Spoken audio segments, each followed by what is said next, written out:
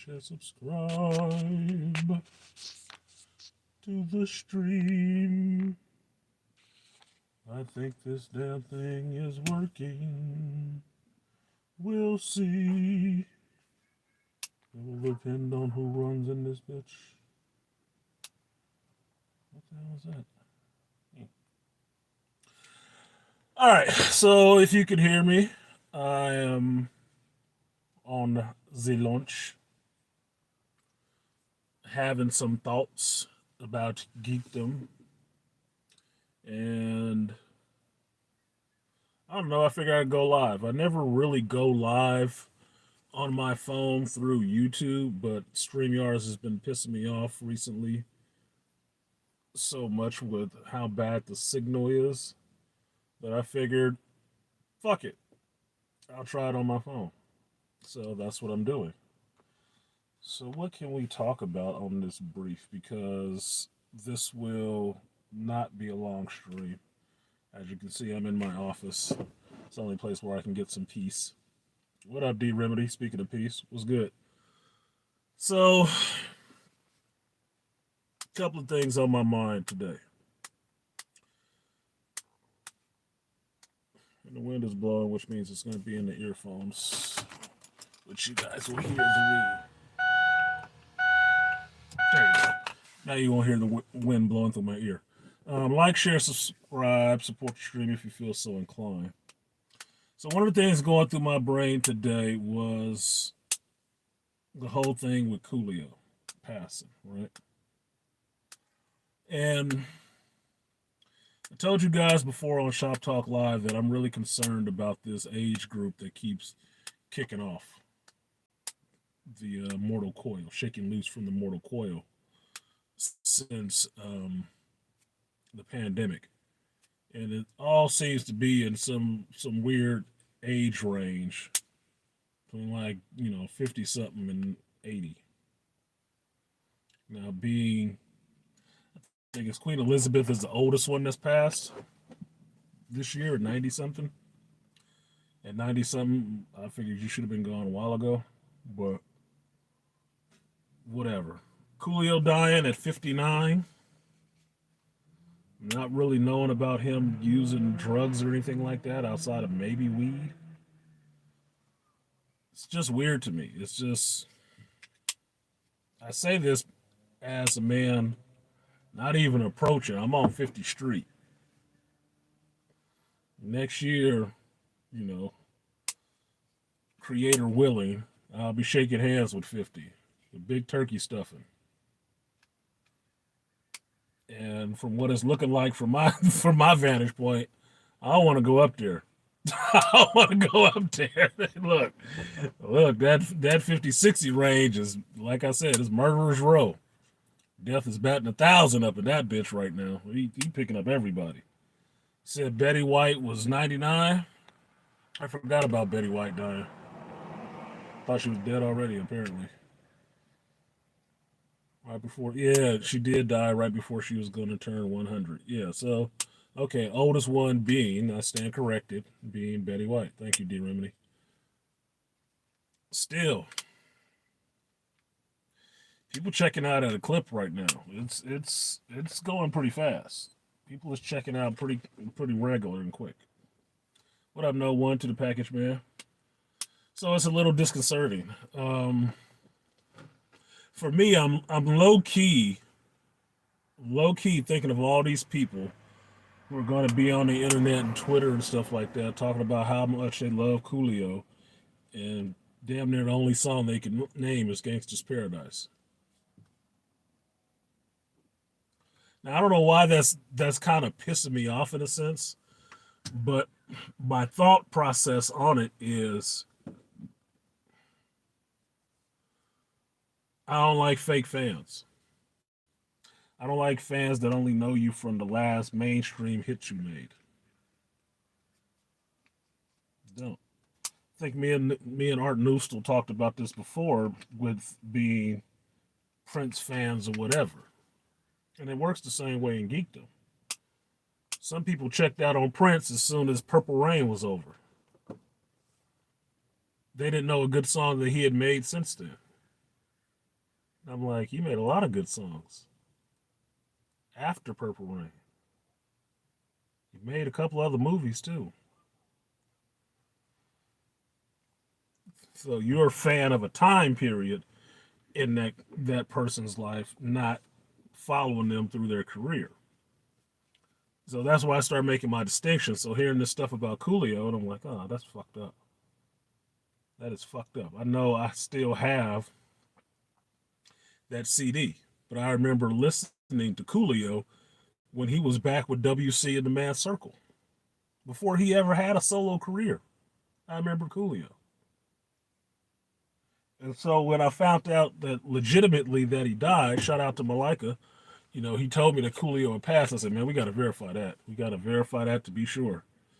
And then I went on Instagram and Ice T had it up, verified. Ice T exhibit.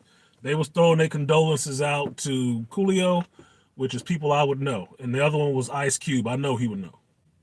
Right? So I was like, okay, so he is passed. And the first thing I started thinking of, all his songs. The first one I thought of was Exercise Your Game, which is the one he did with E40 and the 40 Thieves. Why does this thing keep shutting off? Oh, probably because I keep playing with this damn thing. Hopefully you guys can hear me. This thing did not disconnect again. 1 second.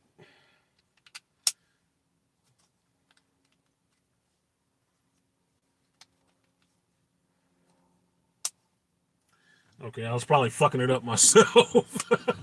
Constantly opening and closing the charging thing, and I think it shut off. Shut off the earphones, which are doubling as my microphone. So if you can still hear me, hit a 1 real quick so I can know that there is some engagement actually happening on the stream and you're not just sitting there watching me move my mouth. Guilty. All I remember is Gangsta's Paradise, but not a Coolio fan. Um, okay, thank you, D Remedy. Thank you. We got some engagement in the chat box. Um, yeah, there's a lot more than that. I thought of Exercise Your Game. One, because it was a good song. Two, because he was using him and E40 together. What up, Dr. T? Dr. T probably remember that song, Exercise Your Game, because it has a good intro. The intro starts off with E40. When I was 13 years old, straight pimp game, I was told I used to. That shit was on hit, but then Coolio's verse was good on it too, right? You go back to WC in the Mass Circle. I think he is on the one "Fuck My Daddy." I have to go back and grab my WC in the Mass Circle tape. But that's why I always loved Dub C and Coolio spun out of that group and had solo careers, right? So that's why I enjoyed his work. I enjoyed his rap. I enjoyed him when he was trying to get into acting and stuff. Like I heard some guys talking about him um, in Daredevil in his extended cut in his scene that was cut out of the Daredevil movie. That if you go back and watch the extended cut of Daredevil, he's in there. It's better. You can see him acting a bit. Yeah, it is. It is. All that subplot with Coolio being a criminal and stuff, yeah, it was good. But you can also remember him in what Batman and Robin, which was a forgettable role, but he was into shit, right? So he had been there. He was doing different things with his career, right? But the downside a lot to having a huge mainstream hit is that once that buzz is over for the mainstream hit, you kind of fade away. People kind of forget about you because they're tired of seeing your ass. It's tough. It's a tough game. Like, if you were a new rapper coming out today, you would want a mainstream hit to get your name known, right? Cool. But you wouldn't want it for too long because it'll fuck up your whole deal. The only person that I've heard address this is Eminem. After What My Name Is, when he did I Am, that's one of the things he talked about in that song. Like, shit, I could never top what My Name Is did. Right, because he wasn't getting in control of that shit. He wasn't. Can't top that. It's unrealistic. So That's what I think happens in music with that. I'm like most West Coast artists, yeah, because if you from the West Coast or you've been to the West Coast, you understand West Coast artists do have a different flavor to them, but it's a little bit more relaxed. Outside of gangster shit, which funny enough, it seems more relaxed. You just accept it. You just understand what it is. It's very fucking simple. It's like, oh, it's all kind of random people. No, it's not usually random motherfuckers. No, it's usually people who deserve the shit or was into something that they shouldn't have been into, messing with people they shouldn't have been fucking with. It's retaliatory a lot of times. You get them wild animals that just like going and starting shit, and those are the ones that usually you want to take out. Damn, y'all being stingy on the likes too. What the fuck is that about? Shit, can we get 50%? 50%? I don't think I'm asking much. This shit. One second.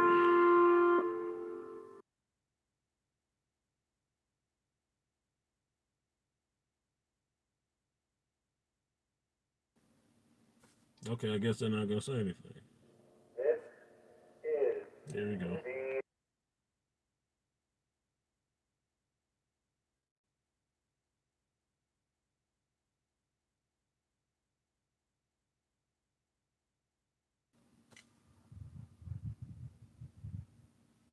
I guess they finished.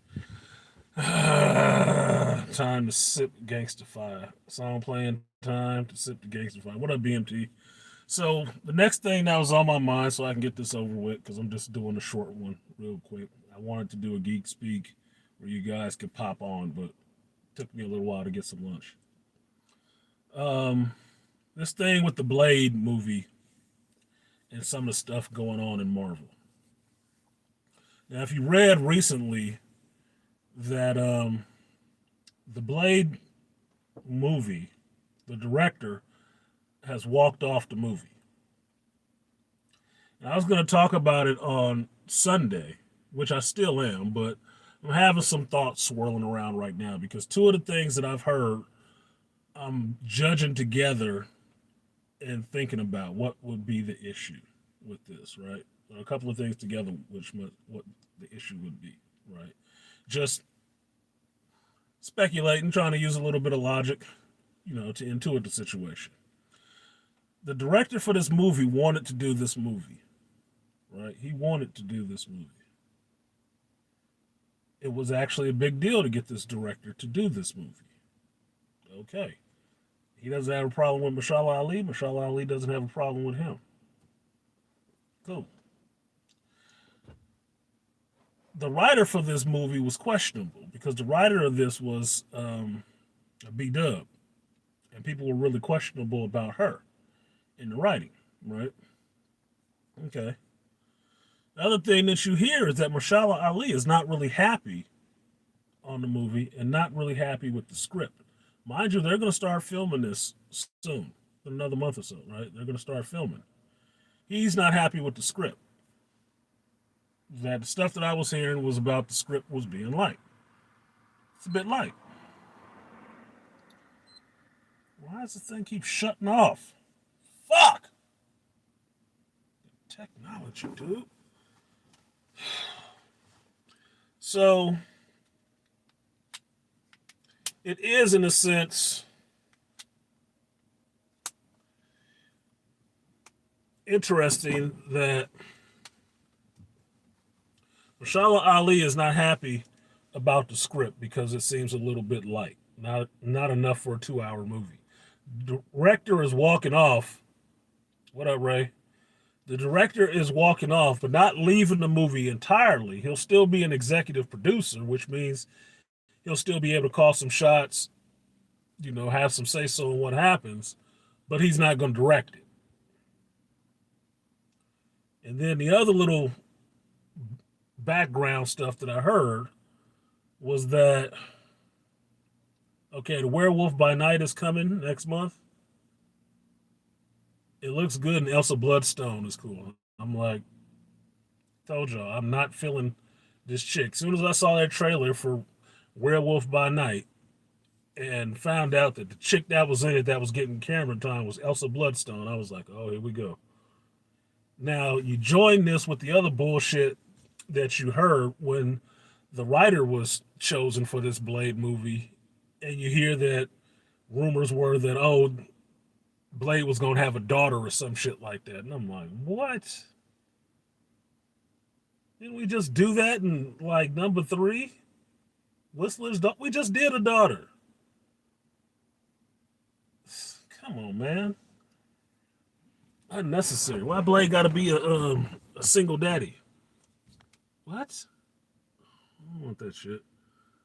So that's another thing. Then the last thing was that the script ain't got many fight scenes in it. They got 2 fight scenes in the shit. I'm like, what? A Blade movie with 2 fights? That better be just not true at all. That better be not true at all. But taking all this stuff together, I have a theory. Here's my theory. My theory is because this stuff with Blade is happening, Black Panther 2 is doing reshoots right now. Before the movie comes out, it comes out in November, they're still doing reshoots. And She-Hulk is bombing and some of this other stuff is bombing. I think they're going in and putting some other bullshit in the movie. I think that's what's happening. They putting a lot of pro-woman stuff in the movie. And that is rubbing the director the wrong way. The director is a Arab man, I believe. I don't know if he's actually Muslim or what type of Muslim he may be, but I think that might rub him a little bit the wrong way. I don't think he's following the same directors that were on Miss Marvel. I don't think he's cut from that same type of cloth. He doesn't look like it when I look at his pictures and look him in the eyes. He doesn't look like he about no bullshit. I think Marvel is trying to put some bullshit into the movie of Blade, and that's what's making the director upset. Now I've heard it mentioned that he may have other commitments, and it may be overriding that. But I think about it and I hear that and say, look, you wanted to do this and you signed on to do this. What other commitments could take you away from doing a movie you were about to start shooting? That you were literally about to start shooting. The studio pushing to make some changes that you don't want to have your name on. I can tell you right now, this geekdom fan base right now, especially in Marvel, is ravenous. And they are not, Marvel in itself is not falling short of giving them red meat to chew the fuck up. We look like fucking Ramsey's dogs. But he putting his name on directing. No. You know, that's why I can get, that's what I would put together for myself is what's happening with that. Mahershala Ali not being happy. Look, Mahershala Ali was the one who got this Blade movie going. If you want to believe Kevin Feige, that Mahershala Ali set up a meeting to meet with him and walk into his office and told him after he got his Oscar, that I want to do Blade. Let's do a Blade movie. And he was like, yes, Mr. Ali. So what are you doing to make him upset? What is how do you take a character that's known, even in the comic book? I'm fucking irritable. I'm irritable. Full bars. What's the excuse? Fucking bullshit, dude. So that's my thinking on the Blade stuff. What can you be doing to make him upset? The dude who wanted this to go forward, threw his name out there early and pushed for this to get done. What are you writing in your script that you can't write a fight scene? At Marvel? You can't write a fight scene.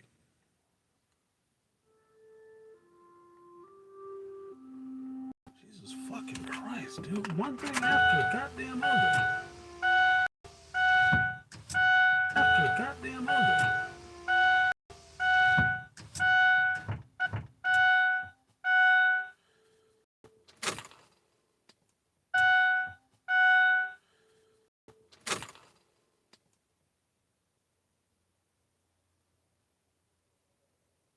Anyway, that's it. I'm gonna go ahead and get out of here because I just keep getting interrupted, and I think they fucking with the cell signals over here.